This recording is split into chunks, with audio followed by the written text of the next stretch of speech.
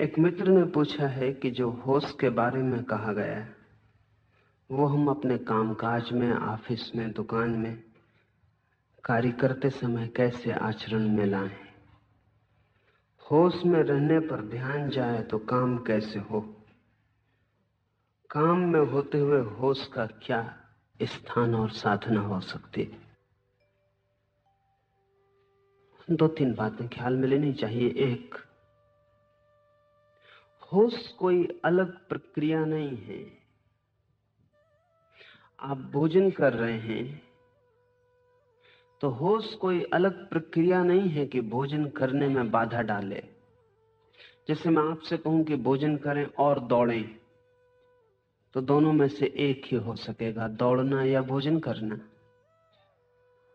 आपसे मैं कहूं कि दफ्तर जाएं तब सोएं, तो दोनों एक ही हो सकेगा, सोएं या दफ्तर जाएं। होश कोई प्रतियोगी प्रक्रिया नहीं है। भोजन कर सकते हैं होश रखते हुए या बेहोशी में। होश भोजन की करने में बाधा नहीं बनेगा। होश का अर्थ इतना ही है कि भोजन करते समय मन कहीं और ना जाए, भोजन करने में ही हो। मन कहीं और चला जाए तो भोजन बेहोश हो जाएगा। आप भोजन कर रहे हैं और मन दफ्तर में चला गया है। शरीर भोजन की टेबल पर, मन दफ्तर में है। तो ना तो दफ्तर में हैं आप क्योंकि वहां आप हैं नहीं, और ना भोजन की टेबल पर हैं आप क्योंकि मन वहां नहीं रहा। तो वो जो भोजन कर रहे हैं वो बेहोश है, आपके बिना हो रहा है। इस बेहोशी को तोड़ने की प्रक्रिया है होश। भोजन करते वक्त मन भोजन में ही हो, कहीं और ना जाए। सारा जगत जैसे मिट गया, सिर्फ ये छोटा सा काम भोजन करने का रह गया। पूरी चेतना इसके सामने है। एक कौर भी आप बनाते हैं, उठाते हैं, मुंह में ले जाते हैं, चबाते हैं, तो ये सारा होश पूर्वक हो रहा है। आपका सारा ध्यान भोजन करने में ही है। इस फर्क को आप ठीक से समझ लें। अगर मैं आपसे कहूं कि भोजन करते वक्त राम राम जपें, तो दो क्रियाएं हो जाएंगी। राम राम जपेंगे तो भोजन से ध्यान हटेगा, भोजन पर ध्यान लाएंगे तो राम राम का ध्यान टूटेगा। मैं आपको कहीं और ध्यान ले जाने को नहीं कह रहा हूं, जो आप कर रहे हैं उसको ही ध्यान बना लें। इससे आपके किसी काम में बाधा नहीं पड़ेगी, बल्कि सहयोग बनेगा। क्योंकि जितने ध्यानपूर्वक काम किया जाए उतना कुशल हो जाता है। काम की कुशलता ध्यान पर निर्भर है। अगर आप अपने दफ्तर में ध्यानपूर्वक कर रहे हैं, जो भी कर रहे हैं, तो आपकी कुशलता बढ़ेगी, क्षमता बढ़ेगी, काम की मात्रा बढ़ेगी, और आप थकेंगे नहीं, और आपकी शक्ति बचेगी। और आप दफ्तर से भी ऐसे वापस लौटेंगे जैसे ताजे लौट रहे हैं। क्योंकि जब शरीर कुछ और करता है, मन कुछ और करता है, तो दोनों के बीच तनाव पैदा होता है। वही तनाव थकान है। आप होते हैं दफ्तर में, मन होता है सिनेमा गृह में। आप होते हैं सिनेमा में, मन होता है घर पर। तो मन और शरीर के बीच जो फासला है, वो तनाव ही आपको थकाता है और तोड़ता है। जब आप जहां होते हैं वही मन होता है। इसलिए आप देखें, जब आप कोई खेल खेल रहे होते हैं तो आप ताजे होकर लौटते हैं। खेल में शक्ति लगती है, लेकिन खेल के बाद आप ताजे होकर लौटते हैं। बड़ी उल्टी बात मालूम पड़ती। आप बैडमिंटन खेल रहे हैं कि आप कबड्डी खेल रहे हैं या कुछ भी, या बच्चों के साथ बगीचे में दौड़ रहे हैं, शक्ति व्यय हो रही है, लेकिन इस दौड़ने के बाद आप ताजे होते हैं। और यही काम अगर आपको करना पड़े तो आप थकते हैं। काम और खेल में एक ही फर्क है, खेल में पूरा ध्यान वही मौजूद होता है, काम में पूरा मौजूद नहीं होता। इसलिए अगर आप किसी को नौकरी पर रख लें खेलने के लिए, तो वो खेलने के बाद थक के जाएगा, क्योंकि वो फिर खेल नहीं है, काम है। और जो होशियार हैं वे अपने काम को भी खेल बना लेते हैं। खेल का मतलब यह है क्या आप जो भी कर रहे हैं इतने ध्यान, इतनी तल्लीनता, इतने आनंद से डूब के कर रहे हैं कि उस करने के बाहर कोई संसार नहीं बचा है। आप इस करने के बाहर ज्यादा ताजे, सशक्त लौटेंगे और कुशलता बढ़ जाएगी। जो भी हम ध्यान से करते हैं उसकी कुशलता बढ़ जाती। लेकिन अनेक लोग ध्यान का मतलब समझते हैं जोर जबरदस्ती से की गई एकाग्रता, तो आप थक जाएंगे। अगर आप जबरदस्ती अपने को खींच के किसी काम पर मन को लगाते हैं तो आप थक जाएंगे।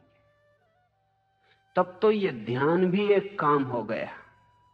जो भी जबरदस्ती किया जाता है वो काम हो जाता है। ध्यान को भी आनंद समझें, इसको भी बेचैनी मत बनाएं। ये आपके सिर पे एक बोझ ना हो जाए कि मुझे ध्यान पूर्वक ही काम करना है।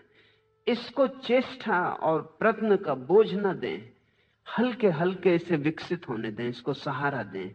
जब भी ख्याल आ जाए तो होश पूर्वक करें, भूल जाए तो चिंता ना लें। जब ख्याल आ जाए फिर होश पूर्वक करने लगें। अगर आपने तय किया कि अब मैं काम अपना होश पूर्वक करूंगा तो आप कर पाएंगे आज ही, ऐसा नहीं है, वर्षों लग जाएंगे। क्षण भर भी होश रखना मुश्किल है। तय करेंगे कि होश पूर्वक चलूंगा, 2 कदम नहीं उठा पाएंगे और होश कहीं और चला जाएगा, कदम कहीं और चलने लगेंगे। उससे चिंतित ना हो, पश्चाताप ना करें।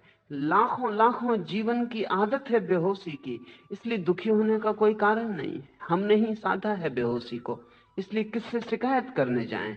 और परेशान होने से कुछ हल नहीं होता। जैसे ही ख्याल आ जाए कि पैर बेहोशी में चलने लगे, मेरा ध्यान कहीं और चला गया था, आनंद पूर्वक फिर ध्यान को ले आए। इसको पश्चाताप ना बनाएं, इससे मन में दुखी ना हो, इससे पीड़ित ना हो, इससे ऐसा ना समझें कि ये अपने से ना होगा, ये भी ना समझें कि मैं तो बहुत दीनहीन हूं, कमजोर हूं, मुझसे होने वाला नहीं है। होता होगा महावीर से, अपने बस की बात नहीं है। बिल्कुल ना सोचें, महावीर भी शुरू करते हैं तो ऐसा ही होगा। कोई भी शुरू करता है तो ऐसा ही होता है।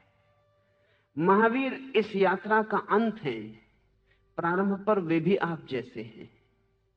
अंत आपको दिखाई पड़ा है, महावीर के प्रारंभ का आपको कोई पता नहीं है।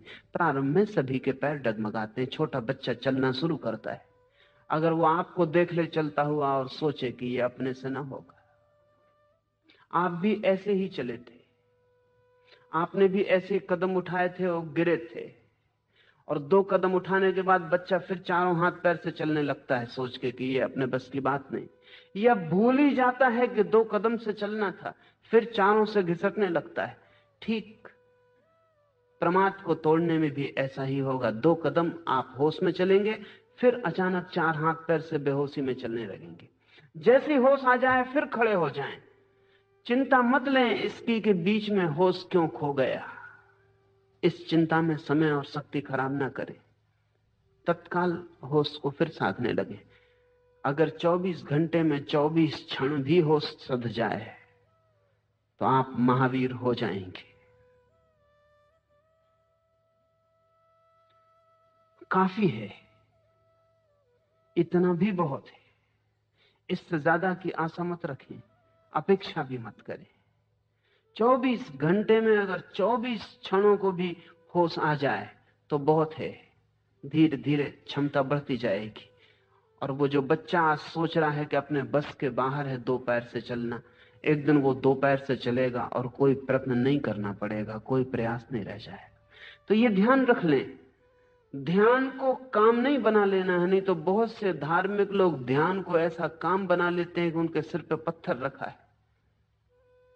उसकी वजह से उनका क्रोध बढ़ जाता है, क्योंकि जिससे भी बाधा पड़ जाती है उस पर वो क्रोधी हो जाते हैं। जो काम में उनका ध्यान नहीं टिकता वो उस काम को छोड़ के भागना चाहते हैं। जिनके कारण असुविधा होती है उनका त्याग करना चाहते हैं। ये सब क्रोध है, इस क्रोध से कोई हल नहीं होगा।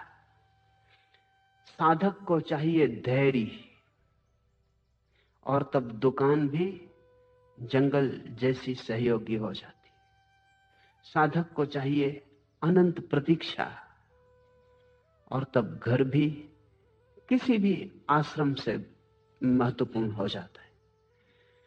निर्भर करता है आपके भीतर के धैर्य, प्रतीक्षा और सतत सहज प्रयास पर।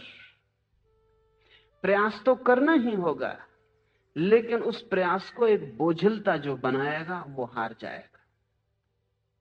जीवन में जो भी महत्वपूर्ण है वो प्रतीक्षा से, सहजता से, बिना बोझ बनाए प्रयास से उपलब्ध होता है। सच तो यह है कि हम कोई भी चीज आज भी कर सकते हैं, लेकिन अधैर्य ही हमारा बाधा बन जाता है। उससे उदासी आती है, निराशा आती है, हताशा पकड़ती है और आदमी सोचता है नहीं, ये अपने से ना हो सकेगा। ये जो बार बार हताशा पकड़ती है, ये अहंकार का लक्षण है। आप अपने से बहुत अपेक्षा कर लेते हैं पहले, फिर उतनी पूरी नहीं होती। वो अपेक्षा आपका अहंकार है। एक क्षण भी हो सधता है तो बहुत है। एक क्षण जो सधता है, कल 2 क्षण भी सध जाएगा। और ध्यान रहे, एक क्षण से ज्यादा तो आदमी के हाथ में कभी होता नहीं। 2 क्षण तो किसी को इकट्ठे मिलते नहीं, इसलिए 2 क्षण की चिंता भी क्या। जब भी आपके हाथ में समय आता है, एक ही क्षण आता है। अगर आप एक क्षण में होश साध सकते हैं तो समस्त जीवन में होश सध सकता है। इसका बीज आपके पास, एक ही क्षण तो मिलता है हमेशा, और एक क्षण का होश साधने की क्षमता आप में है। आदमी एक कदम चलता है एक बार में, कोई मीलों की छलांग नहीं लगाता, और एक एक कदम चल के आदमी हजारों मील चल लेता है। जो आदमी अपने पैर को देखेगा और देखेगा एक कदम चलता हूं, 1 फीट पूरा नहीं हो पाता, 1000 मील कहां पार होने वाले हैं, यहीं बैठ जाए। लेकिन जो आदमी ये देखता है कि अगर 1 कदम चल लेता हूं तो 1 कदम 1000 मील में कम हुआ, और अगर जरा सा भी कम होता है तो एक दिन सागर को भी चुकाया जा सकता है। फिर कुछ भी अड़चन नहीं है। इतना चल लेता हूं तो 1000 मील भी चल लूंगा, 10,000 मील भी चल लूंगा। लाओ त्से ने कहा है, पहले कदम को उठाने में जो समर्थ हो गया, अंतिम बहुत दूर नहीं है, कितना ही दूर हो। जिसने पहला उठा लिया वो अंतिम भी उठा लेगा। पहले में ही अड़चन है, अंतिम में अड़चन नहीं है। जो पहले पर ही थक के बैठ गया, निश्चित ही वो अंतिम नहीं उठा पाता है। पहला कदम आधी यात्रा है, चाहे यात्रा कितनी ही बड़ी क्यों ना हो। जिसने पहले कदम के रहस्य को समझ लिया, वो चलने की तरकीब समझ गया, विज्ञान समझ गया। एक एक कदम उठाए जाना है, एक एक पल को प्रमाद से मुक्त करते जाना है। जो भी करते हो होशपूर्वक करें। होश अलग काम नहीं है, उस काम को ही ध्यान बना लें। महावीर और बुद्ध इस मामले में अनूठे हैं। दुनिया में और जो साधन पद्धतियां हैं, वे सब ध्यान को अलग काम बनाती हैं। वे कहती हैं रास्ते पे चलो तो राम को स्मरण करते रहो। वे कहती हैं कि बैठे हो खाली तो माला जपते रहो। कोई भी पल ऐसा ना जाए जो प्रभु स्मरण से खाली हो। इसका मतलब हुआ कि जिंदगी का काम एक तरफ चलता रहेगा और भीतर एक नए काम की धारा शुरू करनी पड़ेगी। महावीर और बुद्ध इस मामले में बहुत भिन्न है। वो कहते हैं ये 2 भेद करने से तनाव पैदा हो, अड़चन होगी। मेरे पास एक सैनिक को लाया गया था। सैनिक था, सैनिक के ढंग का उसका अनुशासन था मन का। फिर उसने किसी से मंत्र ले लिया, तो जैसा वो अपने सेना में आज्ञा मानता था, वैसे ही उसने अपने गुरु की भी आज्ञा मानी और मंत्र को 24 घंटे रटने लगा। अभ्यास हो गया, 2-3 महीने में मंत्र अभ्यस्त हो गया। तब बड़ी अड़चनें शुरू हुई, उसकी नींद खो गई, क्योंकि वो मंत्र को जपता ही रहता। धीरे धीरे नींद मुश्किल हो गई, क्योंकि मंत्र चले तो नींद कैसे चले। फिर धीरे धीरे रास्ते पे चलते वक्त उसे भ्रम पैदा होने लगे। कार का हॉर्न बज रहा है, उसे सुनाई ना पड़े, क्योंकि वहां भीतर मंत्र चल रहा है। वो इतना एकाग्र होकर मंत्र सुनने लगा कि कार का हॉर्न कैसे सुनाई पड़े। उसकी मिलिट्री में उसका कैप्टन आज्ञा दे रहा है बाएं घूम जाओ, वो खड़ा ही रहे। उस भीतर तो वो कुछ और कर रहा है। उसे मेरे पास लाए। मैंने पूछा कि तुम क्या कर रहे हो, इसमें तुम पागल हो जाओगे। उसने कहा अब तो कोई उपाय नहीं है, अब तो मैं ना भी जपूं राम राम, भीतर का मंत्र ना भी जपूं तो भी चलता रहता है। मैं अगर उसे छोड़ भी दूं तो मेरा मामला नहीं, अब उसने मुझे पकड़ लिया। मैं खाली भी बैठ जाऊं तो कोई फर्क नहीं पड़ता, मंत्र चलता है। इस तरह की कोई भी साधना पद्धति जीवन में उपद्रव पैदा कर सकती है, क्योंकि जीवन की एक धारा है और एक नई धारा आप पैदा कर लेते हैं। जीवन ही काफी बोझिल है और एक नई धारा तनाव पैदा करेगी, और अगर इन दोनों धाराओं में विरोध है तो आप अड़चन में पड़ जाएंगे। महावीर बुद्ध अलग धारा पैदा करने के पक्ष में नहीं है। वो कहते हैं जीवन की जो धारा है, इसी धारा पर ध्यान को लगाओ, इसमें भेद मत पैदा करो, द्वैत पैदा मत करो।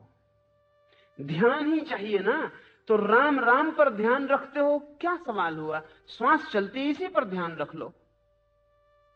ध्यान ही बढ़ाना है तो एक मंत्र पर ध्यान बढ़ाते हो, पैर चल रहे हैं ये भी मंत्र है, इसी पर ध्यान को कर लो। भीतर कुछ गुनगुनाओगे, उस पर ध्यान करना है। बाजार पूरा गुनगुना रहा है, चारों तरफ शोरगुल हो रहा है, इसी पर ध्यान कर लो। ध्यान को अलग क्रिया मत बनाओ, विपरीत क्रिया मत बनाओ। जो चल रहा है, मौजूद है, उसको ही ध्यान का ऑब्जेक्ट, उसको ही ध्यान का विषय बना लो। और तब इस अर्थों में महावीर की पद्धति जीवन विरोधी नहीं है और जीवन में कोई अड़चन खड़ी नहीं करती। महावीर ने सीधी सी बात कही, चलो तो होश पूर्वक, बैठो तो होश पूर्वक, उठो तो होश पूर्वक, भोजन करो तो होश पूर्वक। जो भी तुम कर रहे हो जीवन की क्षुद्रतम क्रिया, उसको भी होश पूर्वक किए चले जाओ। क्रिया में बाधा ना पड़ेगी, क्रिया में कुशलता बढ़ेगी और होश भी साथ साथ विकसित होता चला जाएगा। एक दिन तुम पाओगे सारा जीवन होश का एक दीप स्तंभ बन गया, तुम्हारे भीतर सब होशपूर्ण हो गया है।